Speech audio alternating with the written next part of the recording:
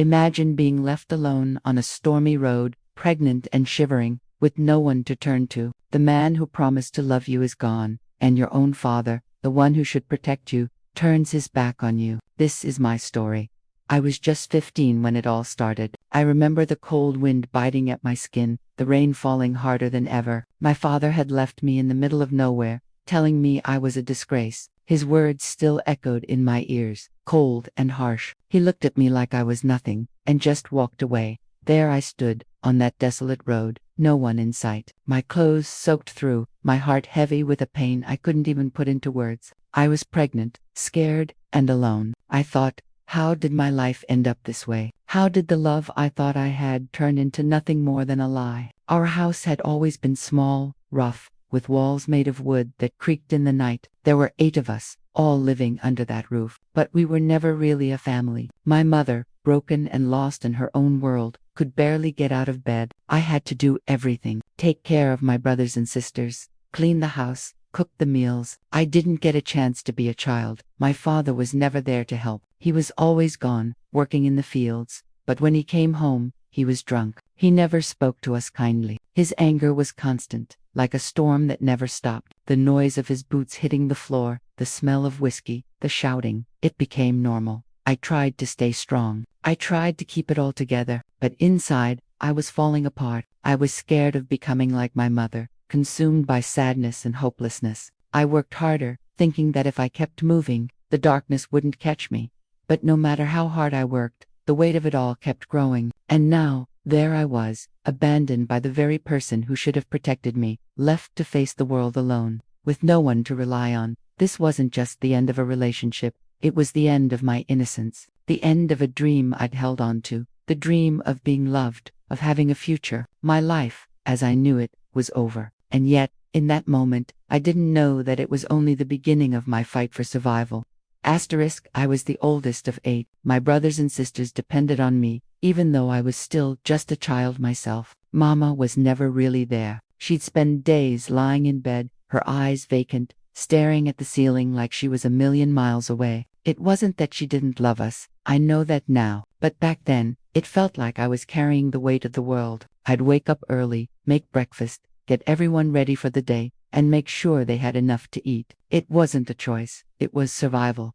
I'd hear the whispers from the neighbors. They'd say, Mama was lazy, that she didn't try hard enough, that she wasn't strong enough. But I saw it differently. I saw the sadness in her eyes, the kind of sadness that wasn't a choice, that swallowed her whole, little by little, until she couldn't escape it. I'd sit by her bed, holding her hand, wishing there was something I could do to make it stop. But no matter how hard I tried, she wouldn't come back. Her body was there, but her mind was somewhere else, trapped in a fog. I had to be the one to pick up the pieces. I became the second mother, the one who kept everything running. I'd cook, clean, wash clothes, and take care of my younger siblings like they were my own. But I was tired, so tired. My body ached, but my heart ached even more. I wanted to be a child, to laugh, to dream, to have someone take care of me for once. But I couldn't afford to be weak. If I stopped, if I let myself fall, everything would collapse. My father, when he was around, never helped. He'd come home late, drunk, his breath smelling of whiskey, his words slurred. He didn't see me. He didn't see any of us. He just saw a family he couldn't stand, a life he hated, and he took it out on all of us. Sometimes, when he was angry, I'd huddle my brothers and sisters together in the corner, trying to shield them from his rage. I had to be their wall. Even when I was trembling inside, I couldn't let them see it. I had to pretend everything was fine. I had to be strong for them. But inside, I wasn't strong. I was scared, scared that one day, I'd be just like Mama, scared that I'd lose myself in the sadness, that I'd become so consumed by it, that I'd forget who I was. I saw what it did to her, how it took away everything that made her who she was, leaving nothing behind but an empty shell. I didn't want that. I couldn't let that happen to me. But I couldn't run from it either. It was everywhere, in the way my father looked at me with disappointment, in the way my siblings looked to me for answers, in the way Mama's silence filled the house like a heavy fog. I tried to hold it all together, to push through the exhaustion, the fear, the overwhelming responsibility. I told myself, I can do this. I have to do this. There were moments, though, when I'd look out the window and dream of a life outside that house, outside that world. I'd imagine what it would be like to be free, free from the endless chores, the constant worry, the weight on my shoulders. I'd close my eyes and pretend I was somewhere else, somewhere beautiful and peaceful. But the moment I opened them, reality would hit again, and I'd feel that crushing weight. I loved my family, I loved my siblings, but I wasn't just a caretaker. I was a girl who wanted more. I wanted a life where I could laugh, where I could have a future, where I wasn't trapped in a cycle of survival. But the truth was, I didn't know how to break free. I didn't know how to escape from the role I had been forced into. All I knew was that I had to keep going, because if I didn't, I was afraid of what would happen to everyone else. Sometimes I would find myself staring at the mirror, wondering who I had become. Where was the girl who used to dream? Where was the girl who used to play? Who was this girl who woke up every day to take care of everyone else? And why didn't anyone see how much I needed saving too? I couldn't let anyone know that I was drowning. I couldn't let anyone see that I was just as lost as my mother. I had to be the strong one. I had to be the one who held it all together. And maybe, just maybe, if I worked hard enough, if I kept pretending, the pain would fade. Or maybe, I thought, I'd find a way out. It was a late afternoon when Jacob first passed by our house. I was hanging laundry on the line, my hands raw from scrubbing the clothes, my mind drifting between the endless chores and the weight of the world I carried. That was when I heard the sound of the wagon wheels, the creaking noise echoing in the stillness of the afternoon. It was the sound of someone traveling slowly, deliberately, not in a hurry, the kind of sound that made you stop what you were doing and take notice. I looked up, and there he was. A man in his late 20s, dressed in a simple cotton shirt, sleeves rolled up, revealing strong forearms, worn from hard work. His face was sunburned, his dark hair falling loosely beneath a cowboy hat. But it wasn't his looks that caught my attention. It was the way he looked at me. He saw me, really saw me. His eyes weren't filled with judgment or pity like everyone else. They were kind, warm even, like a soft breeze on a hot day. As the wagon passed, our eyes met for just a second. He smiled. It wasn't a forced smile or a flirtatious one, just a simple, genuine smile, as if we shared a quiet understanding. My heart fluttered. I quickly turned away, pretending I hadn't noticed, but I felt that smile all the way to my bones. It was the first time in a long while that anyone had looked at me that way, like I mattered. Over the next few days, Jacob came by a few more times. Each time, he had a reason, something small, like asking for a glass of water or checking if we had eggs to sell. But I knew he was coming to see me. Each visit, I tried to act casual, like it didn't matter, but my heart raced every time he approached. The next time he stopped, he tied the horses to the tree outside our house and walked up to the gate. I had just finished feeding the chickens, and when I saw him coming, I froze. There he was again, standing in front of me with that same polite smile. "Good afternoon," he said, tipping his hat. His voice was warm, smooth like the first sip of water after a long, dry day. "Good afternoon," I replied, my words barely a whisper, my cheeks suddenly warm. "Could I trouble you for a glass of water? It's quite hot today." Without thinking, I ran inside to fetch the water. As I handed him the glass, our fingers brushed. It was only a fleeting touch, but it sent a shock through me, something I hadn't felt in years. My heart skipped a beat. "Thank you," he said, his smile reaching his eyes, and I felt a strange pull in my chest. I nodded, feeling awkward, wanting to say something, but not knowing what. For a moment, I stood there, watching him drink, mesmerized by the ease in his movements, the calmness in his demeanor. It was as if he didn't have a care in the world. As he finished, he looked up at me again. "I'll be on my way then, but it's good to see someone so busy in the yard. You must have your hands full." I laughed softly, feeling a flush of warmth spread across my face. "I do, more than you know." He gave me another one of those quiet smiles. "I admire it. Not everyone has the strength to keep going when things are tough. You must be strong."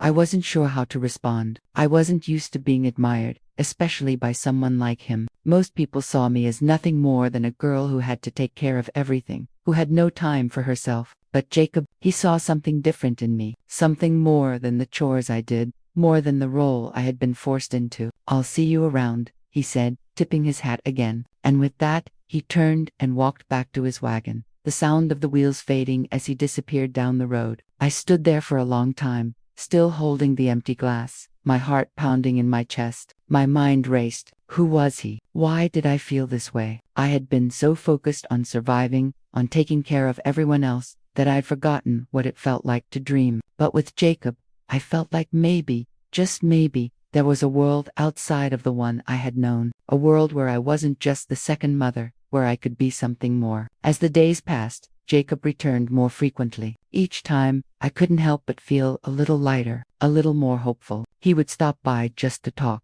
to share stories of his travels, of the places he had seen, of the work he did. He spoke of things I had never imagined, and with every word, I found myself falling a little deeper into the hope that maybe, just maybe, there was a life beyond this farm, beyond the hardship and the pain. His presence became something I looked forward to, something that made the days a little easier to bear. I started to wonder if he could be the escape I had always dreamed of, the kind of man who would take me away from here, away from the weight of this life. But with every passing day, the fear grew, fear that he would disappear like everyone else, that the fleeting moments of light he brought would vanish, leaving me back in the darkness. I had to be careful. My heart couldn't take another disappointment, yet, no matter how hard I tried to keep my distance, I found myself drawn to him. There was something in the way he looked at me, something in the kindness of his words that made me believe, even if only for a moment, that I was worthy of love, that I wasn't just the girl who cleaned and cared for others, but someone who could have a future of her own. And so,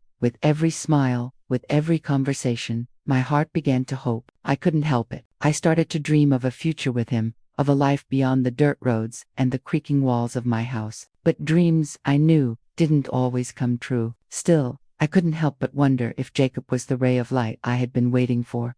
Jacob didn't come back, not that day, not the next. Days turned into weeks, and with each passing day, I found myself looking down the dirt road, waiting for the familiar sound of his wagon wheels, hoping, praying that he'd come back. But he did. It started out so small. I told myself he was busy, that he had work to do. After all, he had mentioned that he traveled often. I told myself I was being foolish for thinking he would return so quickly. But each day without him made my heart ache a little more. I would go about my chores, but I couldn't focus. My mind was always on him, on the way he looked at me, on the hope he had awakened in me. I tried to keep my thoughts from drifting to him. I told myself I couldn't depend on anyone to save me. I had lived my life alone for so long that I should be used to it by now. But it wasn't just about Jacob. It was about the future he had promised me, the future I thought was within reach. It wasn't like the other men I had known. He was different. He listened to me. He saw me not just as someone who had to carry the weight of the world, but as a person. He made me feel like I mattered. For once, I wasn't just the girl who took care of everything. I was someone worth caring about.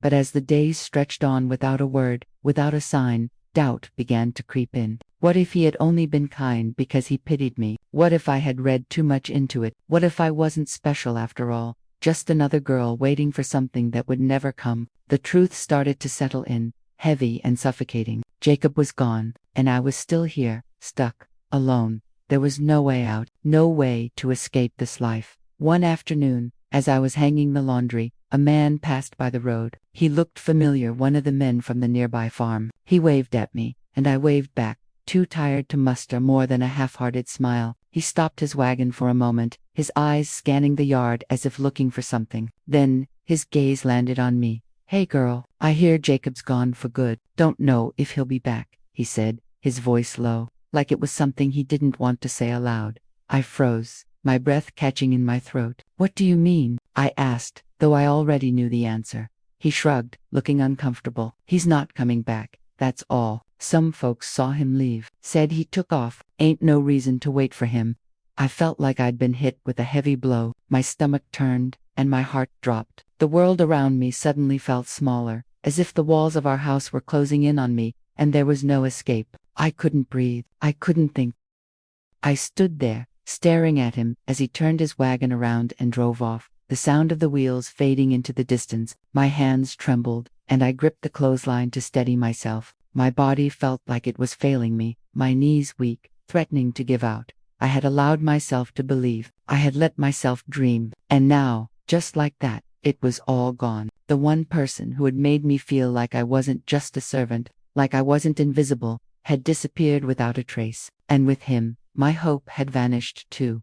That night, as I lay in bed, the silence was suffocating. I tried to sleep, but sleep wouldn't come. Every time I closed my eyes, I saw Jacob's face, that smile that had once made my heart skip. And then I saw the empty road where he should have been. I felt the emptiness inside me grow larger with every breath I took. I had trusted him. I had believed in the possibility of a life outside of this place, but it was a lie. I was fooling myself. No one ever really cared. Not truly. Not for long. Days passed, and the house felt quieter, emptier. Even the kids seemed to notice that something was wrong. They didn't ask. They were too young to understand. They only saw the hollow look in my eyes, the way my shoulders sagged as I worked, as if the weight of the world had settled there and I couldn't shake it. The hope I had carried for so long had turned into a cold, bitter ache. It gnawed at me, reminding me of everything I had lost, and everything I might never have. I had spent so many years trying to hold things together,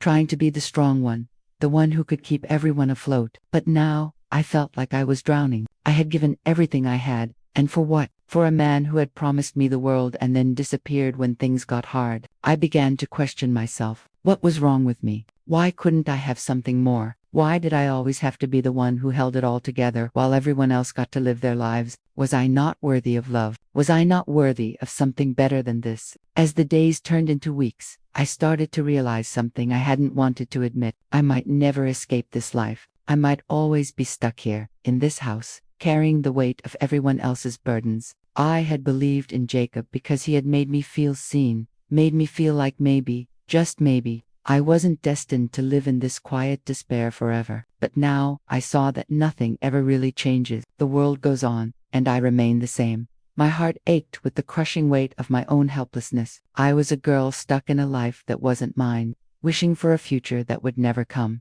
The rain came without warning, as it always did in those parts. One minute, the sky was a dull gray, heavy with the threat of a storm. The next, the clouds burst open, releasing a downpour so fierce that it felt as though the heavens themselves had broken. My father's wagon was long gone, disappearing around the bend, and with it, my hope. I was alone. I had no idea where I was, only that I was far from home, too far to turn back, too far to even dream of finding shelter. The road, once familiar, now seemed foreign, winding endlessly through thick trees and soggy fields, swallowing me whole. The ground beneath my feet turned to thick mud, sucking at my shoes, pulling me down with every step. My clothes, soaked through, clung to my skin, heavy and cold. My hair, matted to my face, felt like it was made of ice. Each gust of wind bit at my skin, and I shivered from more than just the cold. I shivered from fear. The world was a blur of water, rain, mud, and the choking smell of wet earth. The storm battered me from every direction, my body shaking violently as I stumbled forward. But there was nowhere to go, no one to help me. My father had thrown me out like I was nothing, as if I meant nothing at all. And now, I was nothing. Pregnant, alone, and abandoned. I could feel the weight of my belly, the life growing inside me, pulling at my very soul. It wasn't just my body that ached. My heart, broken and raw, felt like it was being ripped apart with every breath I took. The tears I had long ago run out of dried up again, mixing with the rain on my cheeks. There was no escaping it now, no escaping the reality that I had no place in this world. I wanted to scream, to collapse right there in the mud and never get up again. I wanted the earth to swallow me whole, to take away the pain and the hurt, to take away the emptiness that I felt deep inside. I was a child no more. I had seen too much, carried too much, and now, all of it had come crashing down on me at once. The dream of a better life, of love, of safety, it was all a lie. It had been nothing more than a fleeting moment, a whisper of hope that vanished into the storm. I stopped walking and looked around. The road stretched endlessly in front of me, a never-ending path leading to nowhere. The trees loomed over me, their branches heavy with rain, their dark forms like shadows watching, waiting. There was nothing but the cold, the rain, and the crushing weight of despair. I sank to my knees, my hands pressing into the wet earth, feeling the coolness of the ground seep into my skin. The mud clung to me, pulling me down like a suffocating weight. I closed my eyes and let out a choked sob. The pain was too much. The loss was too much. I couldn't breathe. I couldn't think. Everything was so heavy, so suffocating. I was drowning in the storm, drowning in my own broken heart. And then, in the middle of it all, I thought of the child growing inside me, the one I couldn't leave behind, the one who needed me. I could feel it, the faint fluttering inside me, like a whisper from the child. as if it were telling me to keep going, to keep fighting. I didn't know how I was supposed to do that. I didn't know how to keep going when everything felt like it was falling apart. But for the first time, in what felt like forever, I realized something. I wasn't just a girl anymore. I wasn't just a broken piece of what I used to be. I was a mother now, and I had to fight for myself, for the life inside me, for the future I still couldn't see. With trembling hands, I pushed myself up from the ground, my knees weak beneath me. My body screamed in protest, the cold and the exhaustion threatening to overtake me. But I didn't stop. I couldn't stop. The storm raged around me, the wind howling like a beast, the rain coming down in sheets, drenching me to the bone. But I kept walking, step after step, each one harder than the last. The weight of the world seemed to be on my shoulders, but I didn't stop. I couldn't stop.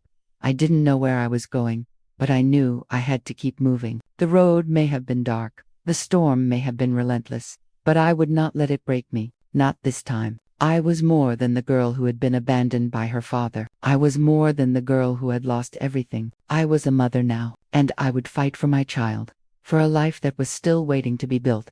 The storm may have been fierce, but I had something inside me that no storm could take away. A spark, a fire that refused to go out. With every step, I moved further away from the darkness, from the fear, and closer to something I couldn't yet see. But I knew it was there, just beyond the storm, and I would find it. The storm didn't stop. It raged on through the night, and by the time the first light of dawn began to filter through the trees, I was no longer sure how far I had walked. The ground beneath my feet had become a thick, soggy mess, each step feeling like I was trudging through deep water. My legs ached with exhaustion, my body shivering uncontrollably. The rain seemed endless, and the cold seeped into my very bones. I stumbled forward, each step more painful than the last. My mind was foggy, my thoughts scattered. I didn't know how much longer I could keep going. The fear, the loneliness, and the crushing weight of my own helplessness were pulling me down, making it harder to breathe, harder to move. I just wanted to collapse, to let the storm swallow me whole. But then, through the rain, I saw something, a figure moving toward me in the distance. At first, I thought I was imagining it, my mind playing tricks on me. But as the figure grew closer, I saw her clearly, a woman, walking toward me, her face hidden beneath a dark shawl. She didn't seem bothered by the rain, her steps sure and steady as if she knew exactly where she was going. When she reached me, I stopped, my heart racing. She took one look at me, her eyes filled with a soft, concerned kindness that I hadn't seen in a long time. "What are you doing out here, child?" she asked, her voice gentle but firm, cutting through the howling wind like a warm hand on a cold shoulder. I could barely speak. My mouth was dry, my words tangled in the weight of everything I had been carrying. I was too exhausted to answer her question, too tired to explain that I was lost, that I had nowhere to go, and no one to help me. But she didn't wait for an explanation. She simply stepped closer, her presence like a shield against the storm. She reached out and placed a warm hand on my arm, as if she knew exactly what I needed. "You're soaked through," she said softly. "Come with me. You're safe now." I didn't know who she was, but for the first time in what felt like forever, I didn't care. Her voice was a balm to my broken soul. I couldn't understand why she would offer help to a stranger like me, someone who had nothing to give. But I didn't question it. I followed her, too exhausted to argue, too desperate for warmth to care about anything else. We walked in silence for a while, the rain still pouring down around us. The woman, whose name I would later learn was Sarah, led me through the woods, her movements sure and confident. The sound of the rain on the trees and the earth beneath us was the only noise, filling the air with a rhythm that calmed my racing thoughts. Finally, we arrived at a small house, nestled among the trees. It was modest, but there was something about it that felt like a sanctuary, like it had been waiting for me. Sarah led me inside, and the warmth hit me immediately. The heat from the stove, the smell of fresh bread baking, and the soft glow of candlelight wrapped around me like a blanket. The house was small, but cozy. A wooden table sat in the center of the room, surrounded by chairs that looked like they had been made with love. The walls were lined with shelves filled with jars of herbs and jars of what I assumed were homemade preserves. Everything in the room felt simple, yet full of care. Sarah motioned for me to sit by the fire. "You're safe here," she said again, her voice steady, calm. "You can rest. You need to warm up." I sat down, my body heavy with fatigue. She bustled around the small kitchen, preparing a pot of tea, her movements smooth and practiced. It was clear she had done this many times before, welcoming people into her home, offering them warmth and comfort without hesitation. I watched her in silence, my thoughts still foggy. I felt like I was waking up from a long, dark sleep. I had forgotten what it was like to be cared for, to feel the warmth of someone's kindness without expecting anything in return. Sarah returned with a cup of tea and handed it to me, her hands gentle. "Drink this. It will help you feel better."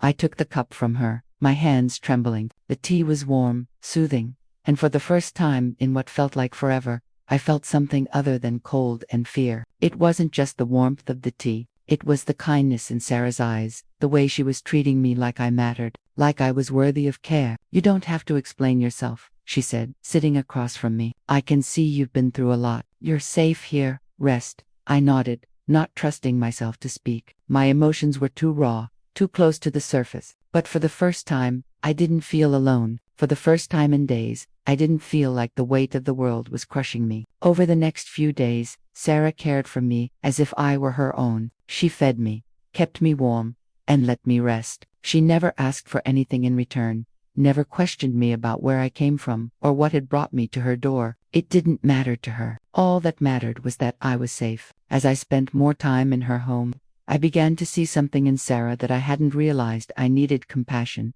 unconditional and unwavering. She was a stranger, yes, but in her kindness, she became something more. She became a surrogate mother to me, teaching me not only how to survive but how to live with dignity, with self. I had spent so much time carrying the burdens of others that I had forgotten how to take care of myself. Sarah taught me that self-worth wasn't something that came from the approval of others, it came from within. She showed me that I deserved to be treated with kindness, to be cared for, and to care for myself. And in that quiet house, with Sarah's gentle guidance, I began to heal. For the first time in a long time, I felt like I had a future one, where I could build a life, one step at a time. I wasn't broken anymore. I was whole, and I had the strength to keep going. Sarah's kindness was the spark that reignited the hope I had lost. And with that hope, I began to see that maybe, just maybe, there was a way out of this life I had been trapped in. The days blurred together in the quiet warmth of Sarah and Joseph's home. At first, I had felt like a shell of myself, hollow and empty, just going through the motions. But slowly, something began to shift within me. Sarah's kindness, her unwavering support, gave me a strength I didn't know I had. It was as if the storm that had torn through my life had finally calmed. And now, there was a chance to rebuild. The first few days, I barely spoke. I was exhausted physically, mentally, emotionally. The weight of my past, of the abandonment, of the broken promises, was still heavy on my chest. But Sarah never pushed me. She simply let me be. She offered me food, warm blankets, and comfort without asking for anything in return. She had no idea how much those small gestures meant to me. She showed me that kindness could exist without strings attached, that not everyone saw people like me as a burden, as something to be discarded. One morning, Sarah gently pulled me from my bed. "It's time for you to get up," she said with a soft smile. "You've been resting long enough." I looked at her, confused. The thought of standing, of facing another day, felt overwhelming, but there was something in her voice that made me want to try, so I forced myself to sit up. The movement was stiff, my muscles sore from the long days of inaction. I didn't feel ready to face the world, but I couldn't stay hidden forever. Sarah had shown me that. She guided me outside into the small garden behind the house. The rain had stopped, and the sun was starting to peek through the clouds. The air smelled fresh, clean. I inhaled deeply, and for the first time, I didn't feel suffocated. "Start slow," Sarah said, handing me a small trowel. "There's something healing about working with the earth. The plants, they grow, they change, just like us." I stared at the soil, unsure of what to do. It had been so long since I'd felt connected to anything nature, people, myself. But as I dug into the earth, the simple act of planting seeds brought me a quiet peace. There was something grounding about it, something steady. It reminded me that even the smallest efforts, even the smallest beginnings, could lead to growth by the end of the week. I had planted a small garden with Sarah's help. It wasn't much, just a few herbs and vegetables, but it was mine. I had made something, I had started something, and that was enough. It was the first real step I had taken toward healing. Joseph, too, played a part in my recovery. though in a quieter way. He wasn't the type to speak much, but I could see the kindness in his eyes, in the way he treated Sarah and me. He didn't judge me. He didn't question my past. He simply accepted me as I was and offered his quiet support. There was no pity in his gaze, no judgment, just the steady presence of someone who had learned to weather his own storms. He would bring firewood in from the barn, check the garden, and help Sarah with chores. But there was something about the way he moved through the house that made me feel like I was part of something real, something good. It was a simple, stable life, one that didn't require me to be perfect, to be anything other than myself. I began to feel like I belonged. I started cooking meals for the three of us, taking on little tasks around the house. It was nothing grand, nothing to boast about, but with each small chore, I felt stronger, more in control. I wasn't just surviving anymore. I was beginning to live again, and as my body healed, so did my heart. I began to care for myself in ways I hadn't in years. I would sit by the fire in the evenings, reading quietly, or just resting my eyes.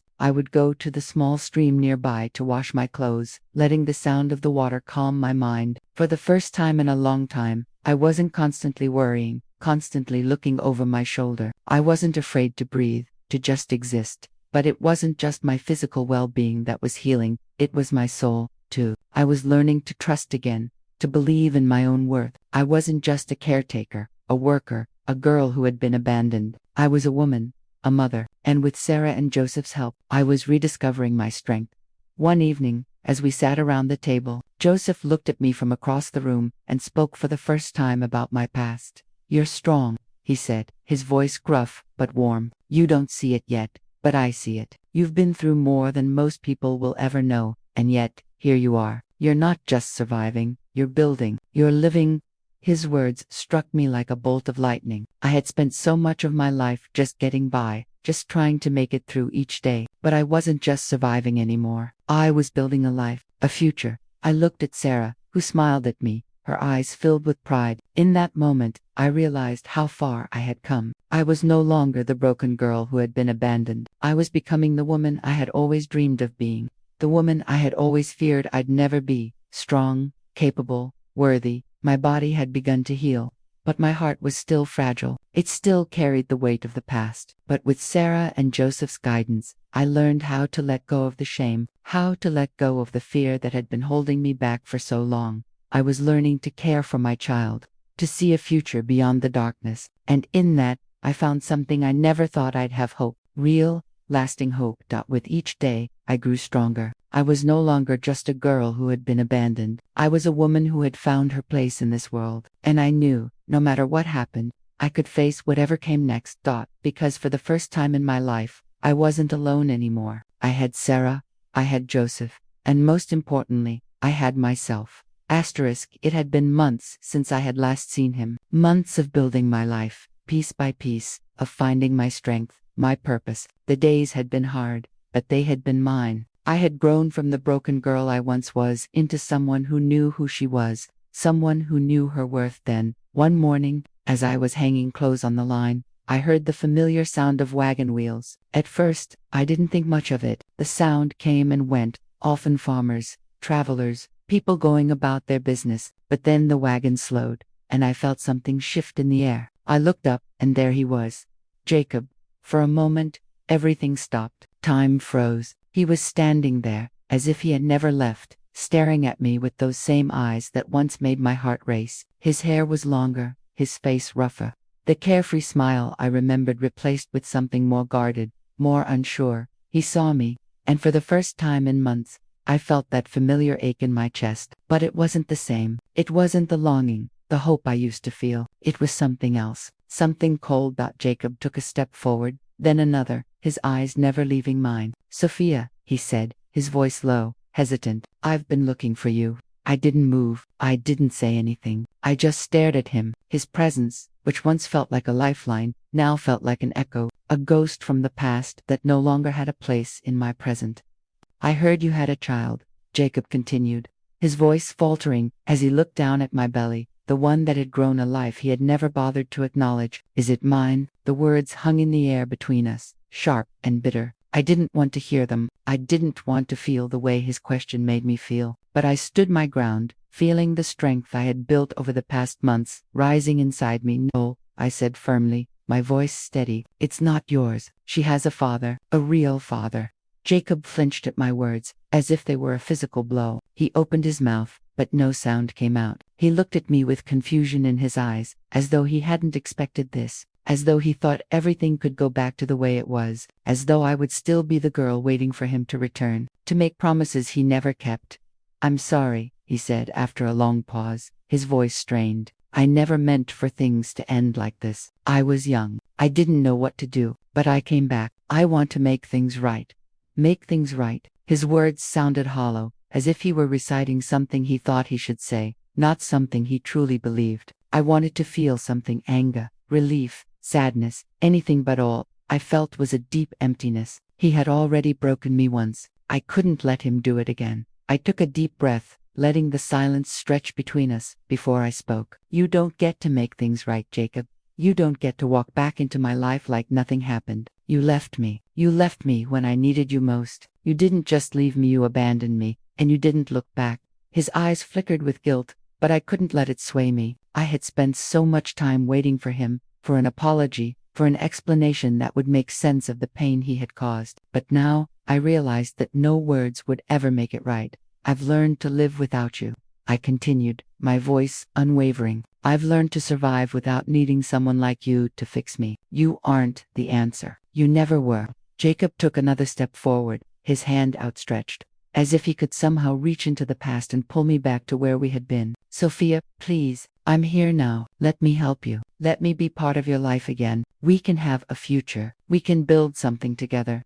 The words cut through me, but not in the way they used to. They no longer held the promise of a future that had once seemed so bright. Now, they felt like chains, like a trap, trying to pull me back into a life I had fought so hard to escape.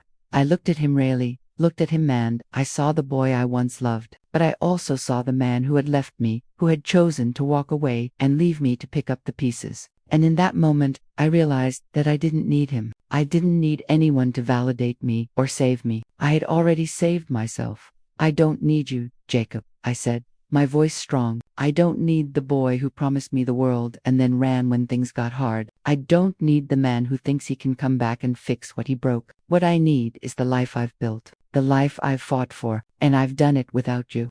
His face fell, the weight of my words sinking in. For the first time, I saw the boy I once knew, the one who had hurt me, the one who was still running from responsibility, from the consequences of his actions. He wasn't the man I had thought he was. He was just a boy who hadn't changed, hadn't grown. "I'm sorry," he whispered, his voice barely audible. "I really am." But it was too late. His apology didn't change anything. It couldn't erase the past, couldn't undo the damage he had caused. I wasn't that girl anymore, the one who needed him to save her. I had learned to save myself. "You can go now," I said, my voice firm but calm. "I'm done waiting for you." I turned away, not looking back as I walked into the house. I didn't need to see him leave. I didn't need to feel the weight of his absence. I had already let go. And in that moment, I realized that I was free. Thought Jacob had returned, but I wasn't the same girl who had once loved him. I was a woman who had reclaimed her power, her dignity, and her life. And no one, not even him, could take that away from me.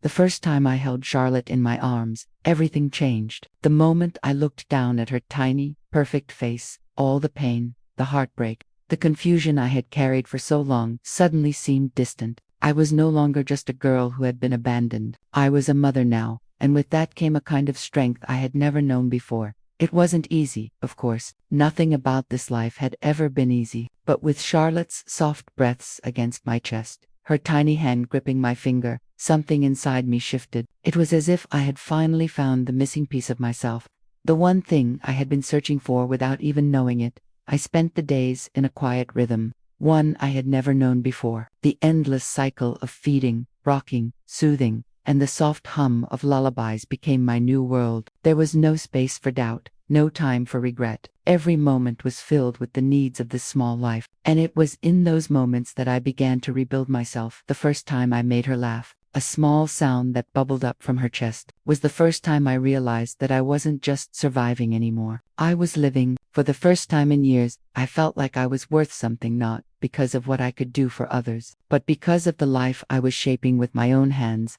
I had spent so long depending on others to define my worth, looking to my father for approval, to Jacob for love, to the world for validation. But here, with Charlotte, I realized that the strength I had always been searching for wasn't something I needed to seek from anyone else. It was within me all along. In the quiet moments, when I sat with Charlotte in my lap, watching her eyes flutter closed as she drifted to sleep, I thought about how far I had come. I thought about the girl I used to be, the one who had believed that a man would save her, that love was something she had to earn. But I had learned something that I would carry with me for the rest of my life. I didn't need anyone to save me. I had saved myself. Sarah and Joseph's support had been crucial, no doubt. They had opened their home, offered me a place to heal, to rest. But it was Charlotte, this tiny person who had no idea of the weight she carried, who had shown me the most profound lesson, the lesson that love, real love, isn't about dependence. It's about giving, about nurturing, about creating something from the ground up, even when the world tells you that you can't. As the weeks passed, I found myself doing more than just surviving. I started sewing again, something I had always loved to do. Sarah had taught me how to make clothes, how to create something from nothing, and I found comfort in the act of creating. I started sewing little dresses for Charlotte, tiny pieces of fabric that were now stitched together with love. I wasn't just making clothes, I was making a future for us both. With each stitch, I felt a sense of purpose that had been missing for so long. I wasn't just a girl stuck in a cycle of pain. I was a woman building her own life, a mother shaping the future for her daughter. I started thinking about what I wanted to teach Charlotte, about the values I wanted to instill in her. I didn't want her to grow up thinking that love came from someone else's approval. I wanted her to know that her worth came from within, that she was strong, capable, and worthy of everything the world had to offer. One evening, as I sat on the porch, watching the sunset with Charlotte asleep in my arms, I realized something. The pain from my past was still there, lingering like a shadow, but it no longer had control over me. I had learned to let it go, piece by piece, day by day. I had learned to forgive not just Jacob, not just my father, but myself. I had spent so many years blaming myself for everything that went wrong, for every choice I had made. I had convinced myself that I wasn't good enough, that I wasn't worthy of a happy life. But holding Charlotte, looking at her face, I understood now that forgiveness wasn't about letting people off the hook. It was about setting myself free. The quiet life I had built with Sarah and Joseph had become more than just a refuge. It had become my foundation. The love I had for Charlotte, the love that had brought me back to life, was the strongest force I had ever known. It was a love that didn't need validation, a love that didn't ask for anything in return. It was pure, and it was mine. As Charlotte grew, I found myself growing too. I was no longer just a girl who had been abandoned. I was a mother, a woman, someone who had rebuilt herself from the ground up. And with every day that passed, I saw the person I was becoming, a person who was strong enough to face whatever the future might hold. I had spent so many years waiting for someone else to change my life, to save me from the darkness. But now I saw that I had the power to change it all. I had always had that power. And now, with Charlotte by my side, I would never feel weak again. For the first time, I knew that my strength didn't come from anyone else. It came from within me. And as I looked down at my daughter, I knew that the future was not just mine to create, it was hers too. And I would fight for her. I would fight for us, because we were no longer broken. We were whole, and I was stronger than I had ever been. I sit here now, my hands weathered with time, my hair silvered with age, watching my grandchildren run around the yard. Their laughter fills the air, a sound so pure and innocent. It reminds me of a time long past, a time when I, too, was young, full of dreams and uncertainty. I watch them with a smile, grateful for the life I've built and the lessons I've learned. I've come so far. It seems like just yesterday I was that scared girl, abandoned on a road, pregnant, broken, and alone. But here I am now, surrounded by family, at peace with myself and the world around me. I think back to all the hardships, the pain, and the tears, and I realize something important. They were not my enemy. They were the soil in which I was planted. The storms, the struggles, they made me who I am today. There were times when I didn't think I could go on, when the weight of it all seemed too much, when I thought the darkness would swallow me whole. But I survived. I survived because I refused to be broken. I refused to let the pain define me. It wasn't easy. There were days when I wanted to give up, when the grief and the disappointment felt like a heavy chain wrapped around my heart.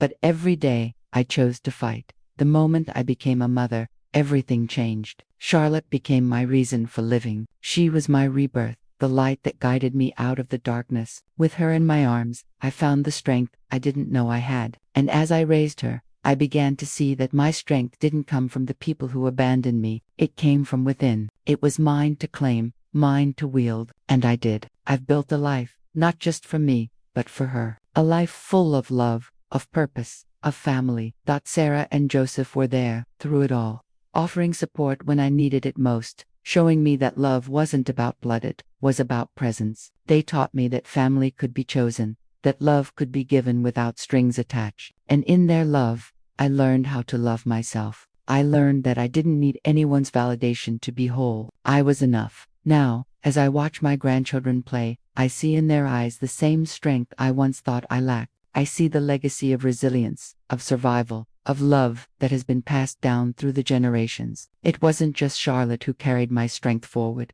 It was all of us. It is in the way my children raise their own families, in the way they teach their children to stand tall in the face of adversity, to never give up. It is in the laughter of my grandchildren, the way they run freely, full of life, knowing that they are loved and cared for. The journey I took, the one filled with so much pain, was never easy, but it was mine to walk, and in the end, it led me to a place of peace. I'm not the same person I was when I started this journey. I've been broken and rebuilt more times than I can count, but each time, I became stronger. Each time, I became more of the woman I was always meant to be. If I had never gone through the hardships, the abandonment, the heartache, I wouldn't have the wisdom I have now. I wouldn't understand the true meaning of strength, of resilience, of the power that lies within each of us to rise above our circumstances. It is in those moments of weakness, of fear, of pain, that we find our true power, the power to rise, to rebuild, and to live a life full of love, of purpose, and of peace.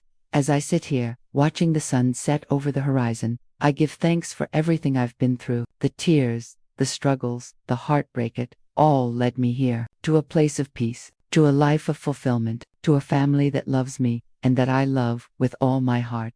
If my story has moved you, if you've ever struggled and found the strength to rise, please hit subscribe and share this story. You never know who needs to hear this message of hope and resilience. No matter how dark it may seem, no matter how lost you may feel, know that you have the strength within you to rise, to rebuild, to find peace. Keep going, because the best is yet to come.